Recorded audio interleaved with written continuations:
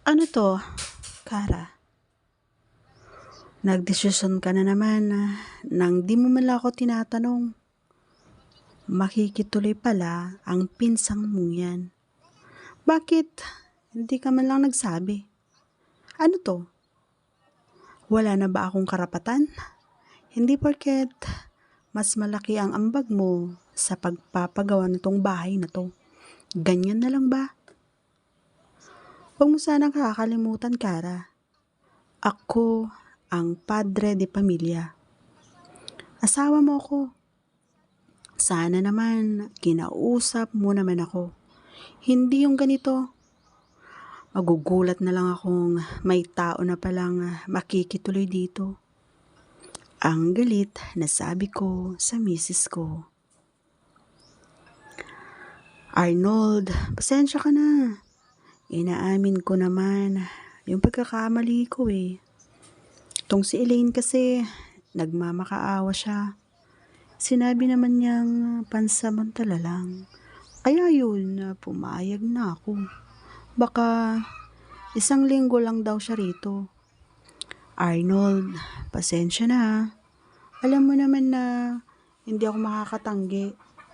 Sila, yung kumupkop sa akin, alam mo yan. Kaya, pumayag na ako. Ang sagot nito.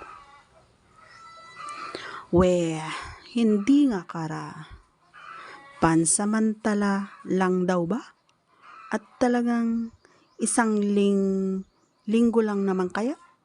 Alam mo, wala naman sanang problema eh. Ikaw kasi, masyado kang nagmamadali.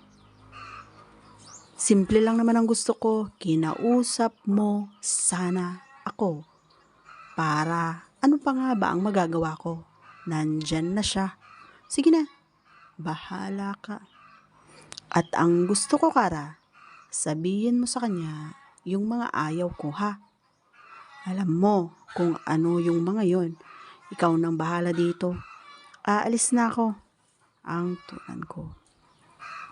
Umalis na nga ako sa bahay namin at nagpatuloy na ako sa pamamasada. At habang nasa daan ako, hindi maalis sa isip ko ang pinsan ng asawa ko. Natatakot kasi ako sa pwedeng gawin niya habang siya ay nasa bahay namin. Kilalang kilala ko na ang pinsan niya. Isa siya sa mga babaeng nagbibigay ng panandaliang aliw o di naman kaya siya ay isang babaeng bayaran. At kilala din ito dahil maraming pamilya ang nagkawatak-watak ng dahil sa kanya. At iyan ang kinakatakutan kong mangyari sa amin. Maganda at batang-bata pa si Elaine. Kaya hindi ko masisisi yung mga lalaking nahuhumaling sa kanya. Sino ba naman ang hindi magkakagusto sa isang babaeng ubod ng puti, ganda at kaseksihan? Yung asawa ko naman, hindi man lang siya nag-isip or nag-alinlangan bago siya pumayag na tumira sa bahay namin ang pinsan niya. At sa dinami-dami ng iniisip ko that time, hindi na ako nakapag-focus sa pamamasada. Kaya naman, mas minabuti ko nang umuwi na lang. Nagkataon pa nun na umuulan. Kaya basang-basa ako. Muwi na nga ako noon at si Elaine lang ang nadatnan ko. Nagulat at talagang namangha ako sa nakita kong ayos at pananamit ni Elaine. Bagong ligo lang siya noon. Amoy na amoy ko pa ang shampoo, sabon na ginamit niya. At hindi yun normal na sabon lang. Talagang nakakaakit ang amoy nito. Sa aking kinatatayuan, hindi na ako makagalaw kung hindi pa nagsalita si Elaine. Hindi pa babalik sa katinoan ang aking isipan. Kuya, Basang-basa ka. Sandali lang ah. Kukuha lang ako ng tuwalya. Wait lang kuya. Ang malambing na sabi nito.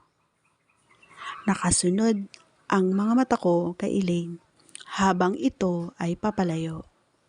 Umiindayog ang kanyang likuran. Napapakagat-labi na lamang ako noon habang nakatitig sa kanya.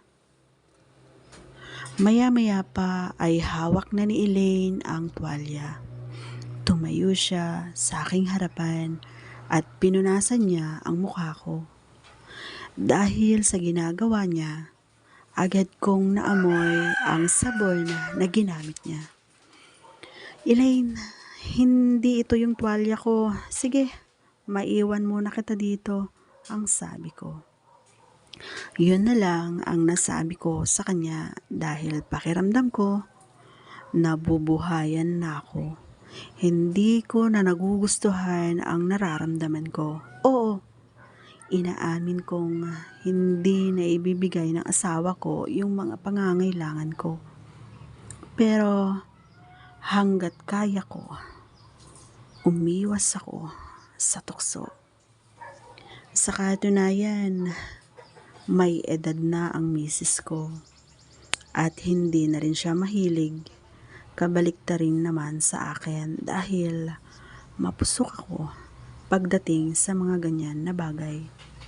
At yun na nga, sa pamamalagi ni Elaine sa bahay namin, naging abala naman ang asawa ko.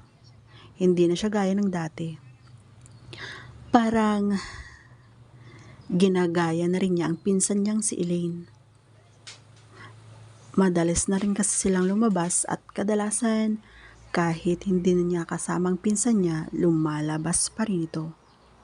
Itong si Elaine naman, pag walang asawa ko, sinasadya nang magsuot ng mga damit na alam niyang maiengganyo ako. Gaya na lang nung time na pumunta sa gimikan ang asawa ko.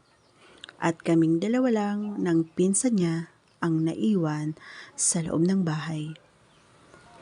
Oh, Elaine, bigla yatang nagbago ang ihip ng hangin ah. Ikaw na kasi yung palagi dito sa bahay. At yung misis ko na ang mahilig sa gimikan. Ewan ko ba kung ano ang nakain ng pinsan mong yun. Kung kailan siya tumanda, saka naman siya ganun. Ay nako, nakakapagod naman na kasing pagsabihan. Sawang-sawa na ako, Elaine. Ang sambit ko. Alam mo kuya, nakakasawa naman kasi ang puro gimmick na lang. Kaya, heto ako ngayon. Mas pinili kong maging taong bahay na lang kaysa taong gala. Huwag mo nang pansinin ang misis mo. Matanda na yon. At siguro, sinusulit niya yung mga araw na hindi man lang niyang nasubukan ang gumimik. Hayaan mo na kuya. Huwag kang ma-stress. Dapat nga magpakasaya ka din. Tayo, kahit na nandito lang tayo sa bahay, ang sagot niya. Ano yung sinabi mo, Elaine? Magpakasaya?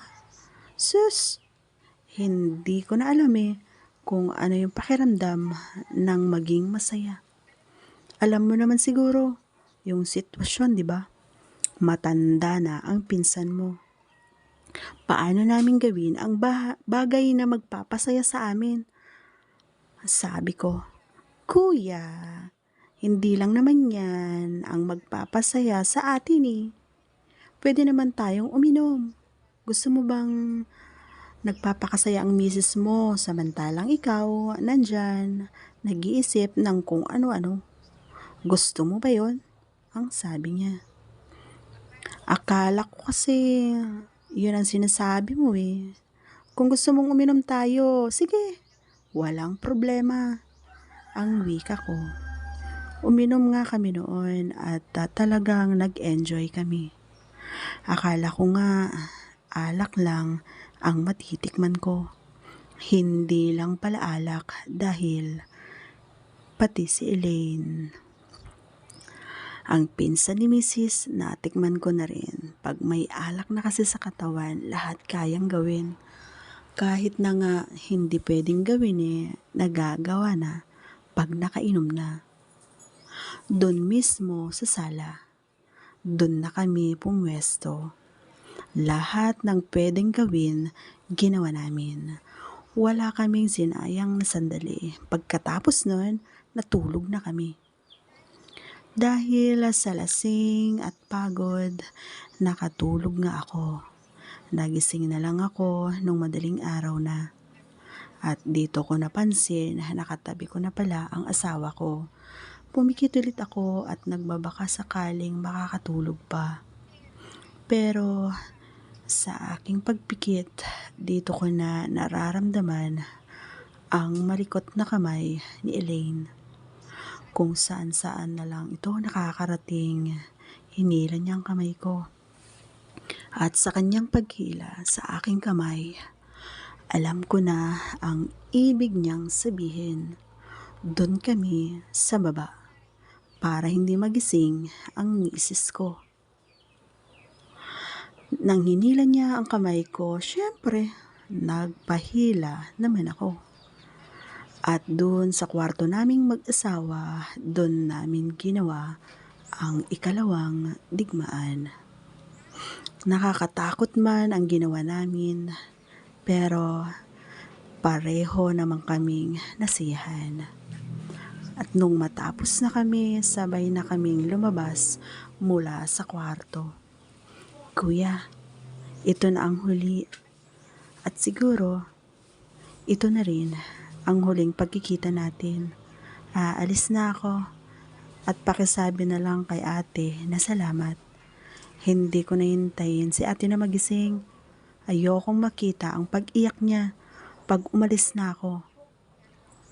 Lalo lang kasi akong makokonsensya sa kabila ng pagiging mabait niya sa akin.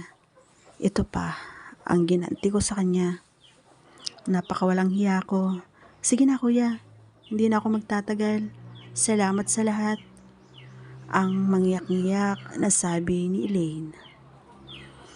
Saglit lang, Elaine. Pagkatapos ng lahat, aalis ka na lang ng ganon-ganon? Nagpag-amit ka sa akin. Tapos, baliwala lang yun sa'yo?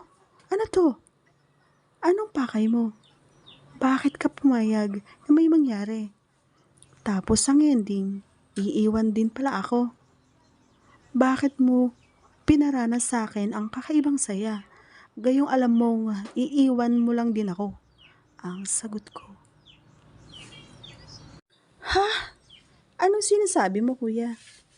Hindi pa ba malinaw sa'yo ang lahat? Hindi mo pa ba alam kung anong klaseng babae ang kaharap mo? Kuya, gusto ko na ipaalala sa'yo. Isa akong babayarang babae. Hindi na mahalaga sa akin ang aking dangal. Dahil ang gusto ko, may lalaki akong mapaligaya. At maswerte ka dahil isa ka sa kanila. At kung iniisip mo na pwede nating itago ang lahat at pwede mo kaming pagsabayin ng pinsan ko, no way! We are not. Nagkakamali ka. Kung yan ang inaakala mo at kung yan ang iniisip mo, it's a big no. Aalis na ako. At huwag na huwag ka nang magsasalita pa. Siguro naman naintindahan mo na lahat ng mga sinabi ko. Aalis na ako at salamat sa lahat. Ang sabi ni Elaine. Pagkatapos niyang sabihin ang mga yon, agad na siyang umalis. Ang dami ko pa naman sanang gustong sabihin, kaya lang umalis na ito. Wala akong ibang gawin kundi itago ang ginawa namin ng pinsan ng asawa ko. Akala ko noon, yung kaligayahan na naranasan ko kay Elaine magtatagal. Hindi naman pala. At dito ko na-realize ang lahat-lahat. Yung mga patago at lihim na ugnayan hindi magtatagal at hindi mo kayang ipagsigawan kasi nga naman bawal na bawal ito. Noong umalis si Elaine sa aming bahay, ang buong akala ko mababago na rin ang asawa ko. Hindi naman pala dahil mas lalo itong lumala. Nagpatuloy siya sa kanyang ginagawa. Gimik dito, gimik doon. Yan ang palagi niyang ginagawa. Noong una, iniintindi ko naman siya. Pero, nung nagsawa na ako na yung kusang umalis. Nakipaghiwalay ako sa kanya at hinanap ko dito sa ibang bansa ang kapalaran ko. Ayaw ko naman kasing itali yung sarili ko sa isang taong hindi man lang niya iniisip yung kanyang kinabukasan. Ang mahalaga, nag-e-enjoy na lang siya. Niwala siyang plano sa aming buhay. Noong una, hindi naman siya ganon. Saka lang siya nagbago nung dumating ang pinsan niyang si Elaine sa aming bahay. At yun, nagka-leche-leche na ang buhay niya. Sa ngayon, nandito pa rin ako sa ibang bansa.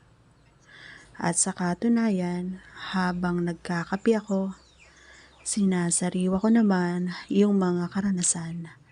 Karanasan na hanggang ngayon talagang sariwa pa sa aking isipan.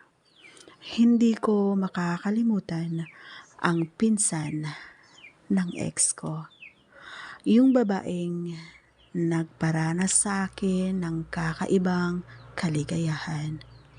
Dito ko na po winawakasan ang istorya ng buhay ko. Lubos na nagpapasalamat, Arnold.